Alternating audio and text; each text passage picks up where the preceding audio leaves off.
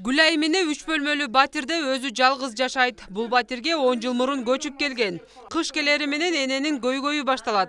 Жылуулук жакшы берилбегендиктен үшүп олтурууга аргасыз. 3 комнат үйүм бар. Бирөөсү такыр эле ысыбайт анакта жылымылык.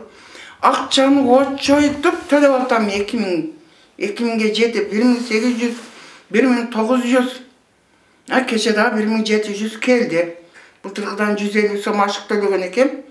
1750, 650, 750 келди. Очойтуп төлөп атам, мен өзүм жака жашаймын. Мен үйүмө келген адам тердемек турга кайра үшүп, тезирээк кетип калайын дейт. Бул көп кабаттуу үйдө 48 үй бүлө жашайт. Алардын баарында ушундай көйгөй. 6 жылдан бери тийиштүү кызматтардын жана жергиликтүү бийликтин эшигин какылап, бирок жыйынтык чыкпаганын айтышат.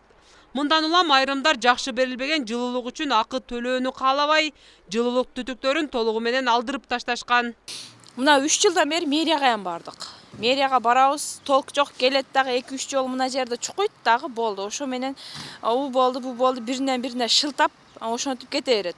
Мурдагы жылдары суук болбой аткан. Быйыл суук катуураак болуп атат.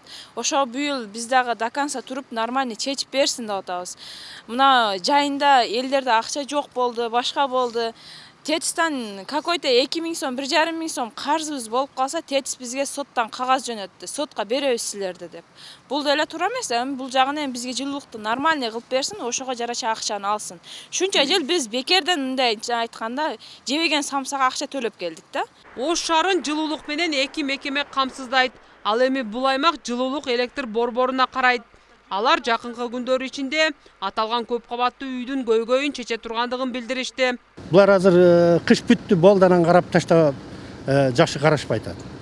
Ошону өздөрү да кичине аракет кылып, биздин инспекторлор келип, мына инспекторлордун азыр жемелердин документтерин көтөрүп атабыз.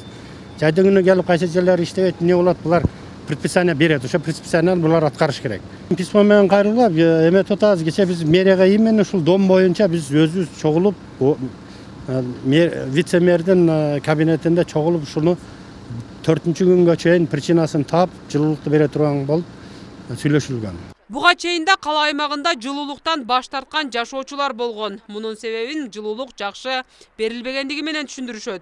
Эске салсак, Ош шаарында көп кабаттуу үйлөргө жана социалдык объектилерге жылуулук берүү 22 октябрда башталган. Самара Парпиева, Алтымышжан Темир уулу, ТМЖ жаңылыктары.